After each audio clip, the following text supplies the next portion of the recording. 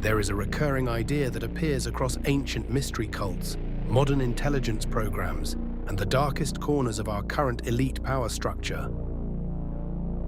The idea is simple and terrifying. In this belief system, transcendence doesn't come from growth or enlightenment, but from intentionally destroying the self through ritual, psychological breakdown, and the violation of moral boundaries. Tonight, we're exploring a world that is very dark, disturbing, and hidden. A realm where trauma, manipulation, and moral collapse are not accidents, but tools of control and power, from secret societies and covert programs like MKUltra to the disturbing patterns surrounding Jeffrey Epstein and his associates. Some elites appear to understand how psychological breakdown and dissociation can be engineered to create obedience, loyalty, and influence. This is not just theory, it's a worldview in which destroying the self is a method, a pathway to perceived power, and a mechanism by which control is maintained at the highest levels of society. Understanding these systems is difficult, but by studying them, we gain clarity, insight, and perspective. That awareness equips us to protect ourselves, support those around us, and challenge the hidden forces that exploit human weakness. Across history, certain groups have believed that breaking the mind through trauma, dissolving identity through dissociation, and violating the deepest moral laws does not weaken a person, but transforms them. This belief system rests on a grim premise, that to transcend the human condition, one must commit the ultimate transgression, violating the highest moral laws in existence, dismantling the self through ritualized trauma and psychological breakdown, until what remains is no longer bound by morality and can become something purely evil. What emerges after this process is not simply a damaged person, but an entirely new identity. One with a different capacity to operate in the world and no longer bound by the moral rules that govern ordinary people.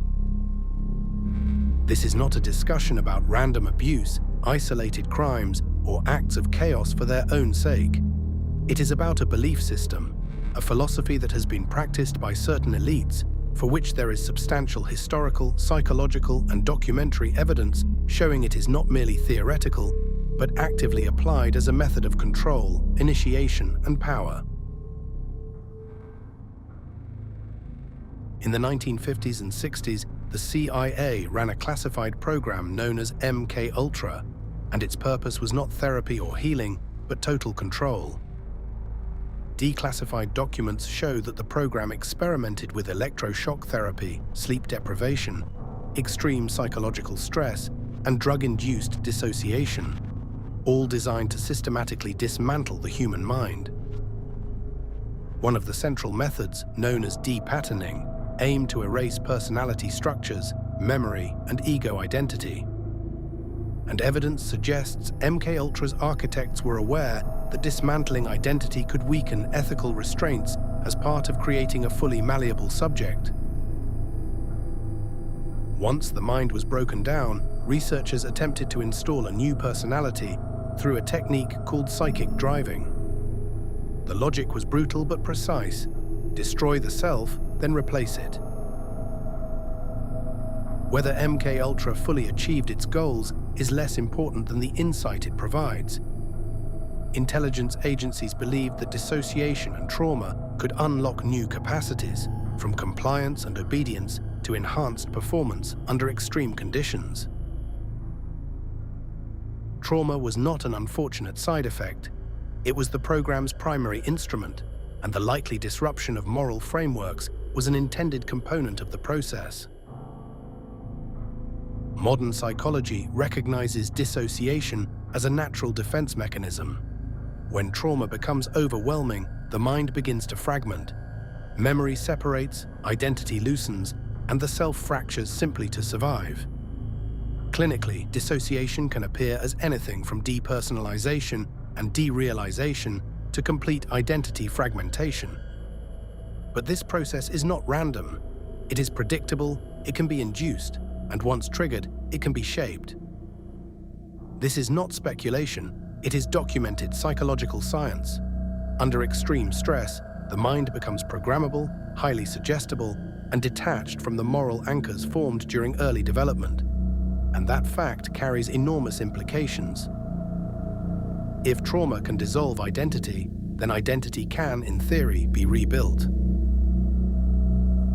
In the 1980s and 1990s, there were numerous widely reported claims of satanic ritual abuse, with survivors describing prolonged torture, manipulation, and psychological terror that caused severe trauma and dissociation.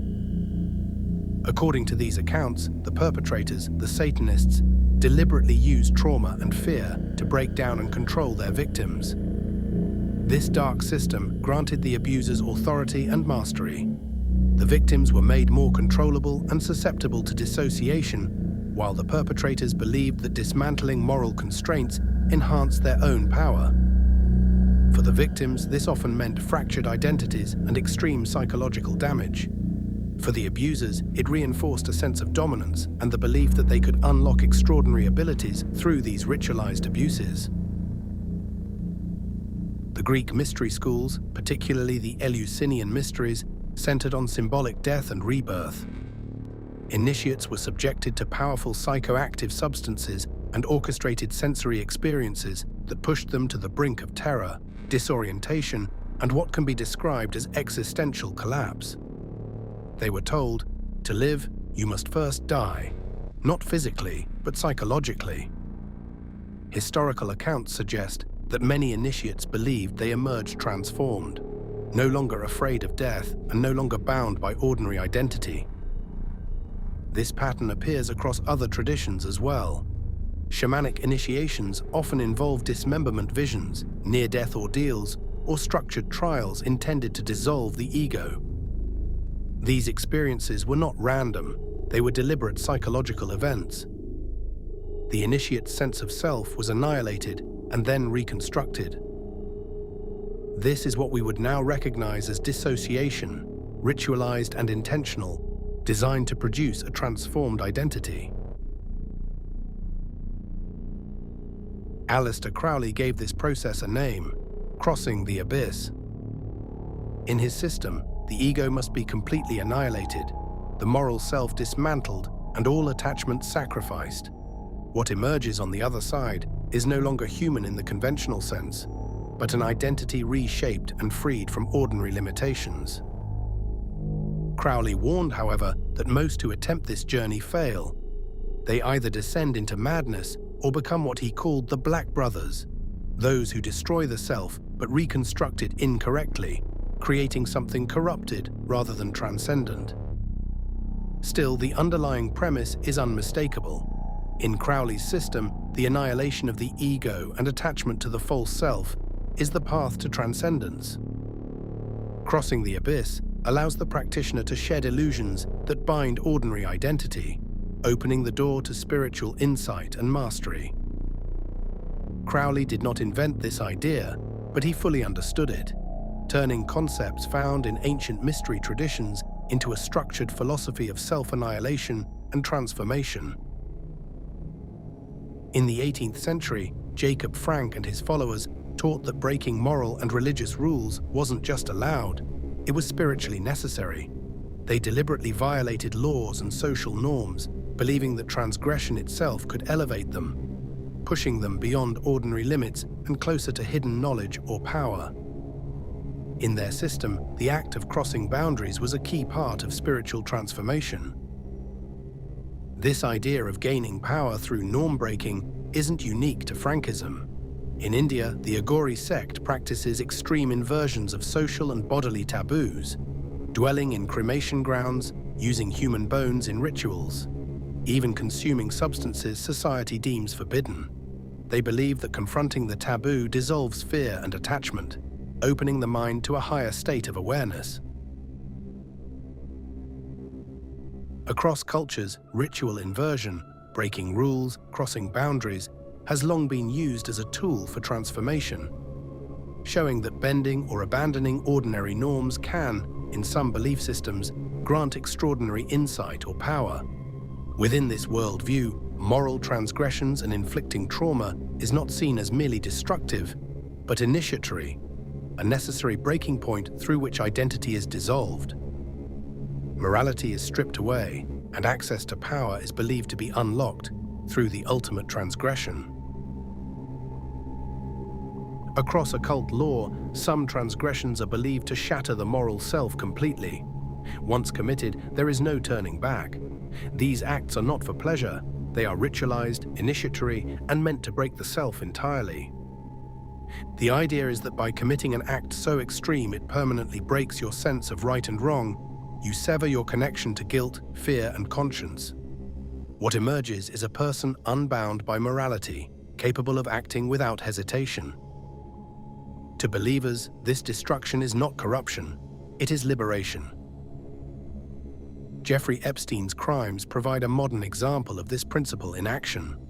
Through sexual abuse, trafficking, and manipulation, he systematically broke down his victims, using trauma and fear as tools to control them. Court records, victim testimonies, and investigative reporting show that his operation was not random. It was calculated. The elites who associated with him understood how these acts of ultimate transgression could be leveraged, breaking moral boundaries, inducing psychological collapse, and creating profound dependence or obedience. In this system, trauma was not just inflicted, it was engineered to produce loyalty, compliance, and a network of influence. Those who participated, observed, or were implicated gained a sense of power and invulnerability, bound together by the secrecy of what had been done. Fear, guilt, and moral collapse became instruments, allowing elites to manipulate, dominate, and maintain their positions of authority while reinforcing bonds that could never be fully broken. Imagine a belief system where trauma is seen as an upgrade, and the dissolution of moral boundaries is sold as transcendence. Initiates are told they will see the world differently, act without guilt, and succeed where others hesitate. Detachment, ruthlessness, and freedom from law and morality are framed as marks of power, as a liberating force. In this system, committing the ultimate transgression is not punishment, it is admission. It signals, "You are one of us." There is no turning back, and soon, there is no desire to. Once crossed, the threshold of morality is gone, replaced by a sense of invulnerability and absolute belonging. In Gnostic traditions, archons are non-human intelligences, discarnate agencies that feed on human suffering and emotional energy, sometimes called louche, the vital energy produced by fear, despair, and trauma. Heinous acts that generate intense emotional output, terror, shame, and psychological collapse become ideal mechanisms for harvesting this energy. Rituals designed to induce suffering allow these entities to extract it systematically. These non-human discarnate agencies appear to guide and influence certain elites. The acts of ultimate transgression are not random. They are deliberate, cultivated under the direction of these entities to maximize louche and reinforce control. For the elites involved, participation is both conscious and instrumental. They understand that by creating trauma, fracturing identity, and enforcing secrecy, they gain perceived power while simultaneously feeding the archonic forces. Louche farming becomes a partnership. Humans execute the rituals, the discarnate agencies harvest the energy, and together they create a self-perpetuating cycle of corruption, control, and influence. When a person commits an act so extreme that it annihilates their moral identity, something irreversible occurs. The internal compass shatters, leaving shame to either consume them or vanish entirely. If the self is rebuilt without empathy, conscience, or restraint, what emerges is no longer human in the ordinary sense. It is a functional instrument, efficient, unburdened, and dangerous. Every hesitation, every moral boundary, every internal check is gone, replaced by a cold precision and absolute responsiveness. This mirrors the depatterning models of mind control: destroy the old self, erase the anchors that once guided thought and behavior, and install a new operating system, a human crafted not for morality, but for action, for obedience, for power. In this state, the individual becomes both predator and tool, capable of acts the old self could never have imagined, a living embodiment of liberation and horror intertwined. Across ancient rites, occult doctrine, and intelligence programs, a pattern keeps appearing. A pattern so consistent, so deliberate, that once you recognize it, you can never unsee it. Trauma becomes transformation, dissociation becomes a gateway, moral collapse becomes power.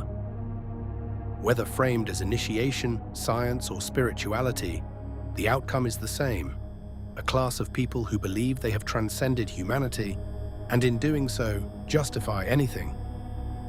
For these elites, the ultimate transgressions are not random. They are orchestrated to advance power, influence, and control, often at the expense of children and the vulnerable. What was once dismissed as conspiracy theory now appears far more widespread and far darker than many could imagine. This is not speculation, it is real, and the only way to fight it is to understand it, recognize it, and share the truth. Awareness is the first weapon. Thanks for watching.